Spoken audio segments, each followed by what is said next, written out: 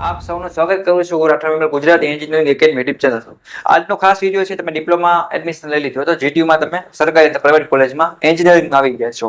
તો સેમેસ્ટર 1 માં તમે આવશો બધા, તો તમને ખબર નહીં હોય તમારા કયા કયા સબ્જેક્ટ આવશે અથવા સિલેબસ તમારા ફ્રી ઓફ કોસ્ટ ક્યાંથી ડાઉનલોડ કરવો, કયા કયા સબ્જેક્ટની એક્ઝામ હશે, બરાબર છે.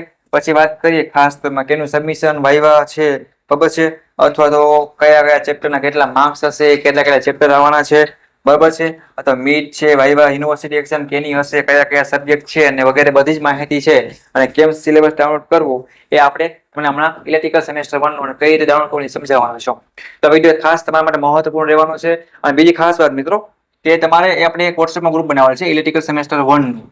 એમાં તમે ડિપ્લોમા લીધું ત્યાંથી માંડી એ ટુ ઝેડ અપડેટ માહિતી, સ્કોલરશિપ, જોબ પ્રિપેરેશન આગળનું બધું જ અપડેટ બધી વિડીયો સહિત તમને મળતું રહેવાનું છે. તો જે મિત્રો જોઈન્ટ ના થયા હોય, નીચે ડિસ્ક્રિપ્શનમાં લિંક આપેલી છે જીટીયુ ની એ ટુ ઝેડ માહિતી માટે, જીટીયુ ની સ્કોલરશિપ માટે સ્કોલરશિપની બધી લિંક છે, જોઈન્ટ થઈ જાઓ અને દોસ્તોને પણ એડ કરજો. બરાબર, કોઈ છતાંય ન મળે તો આ નંબર છે, એમાં ઇલેક્ટ્રિકલ સેમેસ્ટર 1 કે જે સેમ હોય એમાં લખીને મેસેજ કરશો તો પણ તમે લિંક આપશે, એમાં તમે જોઈન્ટ થઈ જશો. ઓકે, ચલો સિલેબસ જોવો જરૂરી છે કે મેં એન્જિનિયરિંગમાં છે તો થોડુંક સિરિયસ થવું પડે, સાવ મસ્તી મજાકમાં ના આવે. બરાબર, તો જોઈ લે કયા કયા સબ્જેક્ટ આવશે ને શું કાંઈ છે. બરાબર છે. ચાલો આપણે સ્ક્રીન ઉપર તમને બતાવી ઇલેક્ટ્રિકલ સેમેસ્ટર 1 નો સિલેબસ. વિડીયો જોવાનો છે, સ્કીપ કોઈ પણ નહીં કરે જો પાસ થવું હોય. ઓકે, ચાલો. ઇલેક્ટ્રિકલમાં કોઈ માનો કે સેમેસ્ટર 1 માં આપણે વાત કરી એવી રીતના આપણે સિલેબસ જોવાના છે, કેટલા કેટલા સબ્જેક્ટ આવશે અને કેનું કેટલું ધ્યાન રાખવી જોઈએ વગેરે બધી માહિતી આપણે ડિસ્કશન કરશે. તો માનો કે કદાચ તમારે નવા તમે હો તો સૌથી ક્રોમ અથવા ગૂગલ ઓપન કરી લેવાનું. એ ઓપન થઈ જાય સ્ક્રીન એ ફૂલ કરી નાખવાની. તમારે લખવાનું જીટીયુ સિલેબસ એ લખશો એટલે પહેલી વેબસાઇટ તમને જોવા મળશે. એના પર તમારે સિમ્પલી ક્લિક કરવાનું છે. ક્લિક કરશો એટલે થોડીક વાર ચેક કરવું છે, ગોલ ગોલ ગોલ ગોલ ફરશે, બરાબર છે. નેટવર્ક પ્રોબ્લેમના કારણે ઇસ્યુ હોય થોડો ઘણો, તો પછી આવું તમને કંઈક પેજ જોવા મળશે. અહીંયા તમને સિમ્પલી ઓપ્શન ને આવું પેજ ખોલી એમાં સિલેક્ટ કોર્સ, આપણો કોર્સ શું છે તો ડિપ્લોમામાં જોવું છે, ભલે ગમે બધા જોઈ શકે, બી ફાર્મ, બી ઓકેમ અથવા બી આર્ટ્સ, બરાબર છે, માસ્ટર ઓફ પ્લાનિંગ બધા આરામથી જોઈ શકે છે. પણ આપણે ડિપ્લોમા વાળા છે તો આપણે ડિપ્લોમા સિલેક્ટ કરશી. પછી મારે ઇલેક્ટ્રિકલ નું જોવું છે તો હું ઇલેક્ટ્રિકલ અહીંયા બ્રાન્ચ, ઇલેક્ટ્રિક બ્રાન્ચ નો કોર્સ શું છે 09, તો સર્ચ કર્યો, સિલેક્ટ કર્યો. પછી અહીંયા સેમેસ્ટર મારું શું 1 જોવું છે સબ્જેક્ટ, ને આપણે છેલ્લે સિલેબસ ક્યાં ચેન્જ થયો તો 24-25 માં થયો તો એ યર કરવાનું, બરાબર.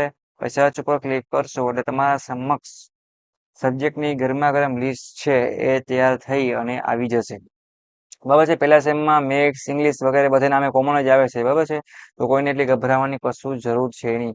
આ તમારા બધાય છે શું છે મિત્રો તો કે સિલેબસ છે, બરાબર છે. આવી રીતના તમે ઇઝીલી જોઈ શકો છો. પેલો છે એ કોમન ઇન્ડક્શન પ્રોગ્રામ છે, રેડી.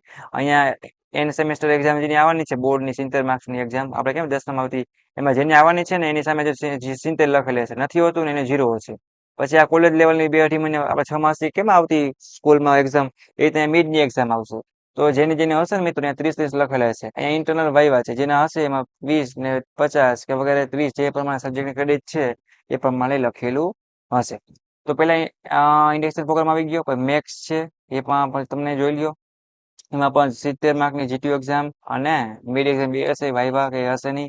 ઇંગ્લિશ છે એમાં પછી જીટીયુ એક્ઝામ 70 માર્ક્સની હશે, કોલેજ લેવલની મિડ એક્ઝામ હશે, વાઇવા સબમિશન પણ હશે. 100% છે તમે એક્ઝામ એક નહીં હોય, ખાલી તમને અહીંયા ઇન્ટરનલ માર્ક્સ હશે ખાલી મૂકવાના, બરાબર છે. એ સારા ટીચર કરશે. પછી આ ઇલેક્ટ્રિકલ બ્રાન્ચ માટે કેમિસ્ટ્રી ખાસ વિષય છે, મોસ્ટ ઓફ ફેલ થતા હોય છે, તમારા માટે ધ્યાન રાખવા જેવું છે. એનું સબમિશન, વાઇવા બધી વસ્તુ હશે.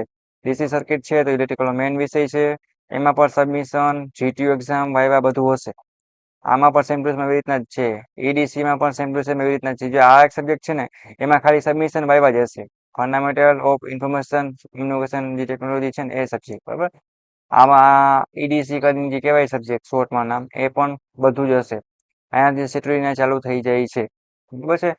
મેઇન ધ્યાન દેવા જેવો સબ્જેક્ટ હોય તો કેમિસ્ટ્રી, ડીસી સર્કિટ અને ક્વેશ્ચન કેવા આવશે તો કે 10-12 એમસીક્યુ પણ આવી શકે. બાકી 3-4-7 માર્ક્સના ક્વેશ્ચન લખવાના હશે. તમને એમ થાય મારે કેમિસ્ટ્રીની પીડીએફ છે ડાઉનલોડ કરવી છે તો એના સામે સબ્જેક્ટના કોડ આપ્યા છે. હવે આ બ્રાન્ચ કોડ છે. માનો મારે કેમિસ્ટ્રીનો સિલેબસ જોવો હોય કે કેટલા ચેપ્ટર, તો અહીંયા તમારા સમક્ષ ક્લિક કરશો કોડ ઉપર એટલે આવું પેજ ઓપન થઈ જશે. પછી અહીંયા તમે જો નીચે જશો એટલે બધું આપ્યું છે. પેલું ચેપ્ટર છે એના કેટલા વેટેજ, શું કઈ માર્ક્સ છે એ પણ આપ્યા છે, બરાબર. બીજું છે એના પણ આપ્યા 15-11 જેવા વગેરે, બરાબર છે. આવી રીતે તમે તમારા ચેપ્ટર પણ જોઈ શકો છો કેટલા કેટલા હશે વગેરે શું હોય, બરાબર છે. ઇઝીલી તમે જોઈ પણ શકો છો. અને જો પેલું પેજ છે એમાં શું બીજું ખાસ એક જોવા જેવું હોય સિલેબસ આપણે ખબર હોવી જોઈએ. જો અહીંયા આપણે ઉપર નહીં પણ અહીંયા સેકન્ડ પેજમાં જોઈએ તો થિયરી અને ટ્યુટોરિયલ અથવા પ્રેક્ટિકલ.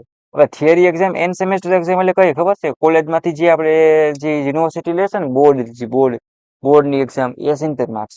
પછી વાત કરી સી એટલે કે મિડ એક્ઝામ, તો આના થઈને કેટલા થશે ખબર? 100 માર્ક્સ થશે આ બેયના થઈને. પછી પ્રેક્ટિકલમાં વાત કરીએ સબમિશન અને વાઇવા, એમાં પણ વાઇવા અને ઇન્ટરનલ એના ટોટલ આના એકના 30 માર્ક હોય, એકના 20. મીન્સ કે આ ચાર કમ્પોનન્ટમાં તમે પાસ થવું પડે. એમ કરીને તમારા 150 માર્ક થાય. હું તમને કહેતો હોય ને કે ખાલી જીટીયુમાં પાસ થઈ જાય તો ન ચાલે, અથવા મેથમાં થઈ જાય તો ન ચાલે. આમાં ચાર વસ્તુમાં પાસ થવું પડે.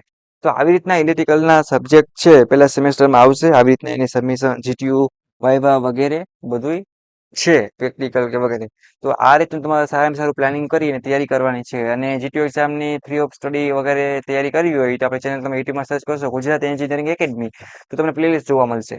એ પ્લેલિસ્ટમાં તમે તમારી ઇલેક્ટ્રિકલ બ્રાન્ચ છે, જો ઉપર છઠ્ઠા સેમની બ્રાન્ચ મીન્સ કે પ્લેલિસ્ટ છે, તમારે નીચે સ્ક્રોલ કરશો એટલે તમે સેમેસ્ટર 1 ની પણ જોવા મળશે. ગોતવી પડશે, પછી તમારે સેવ કરીને રાખી દેવાની.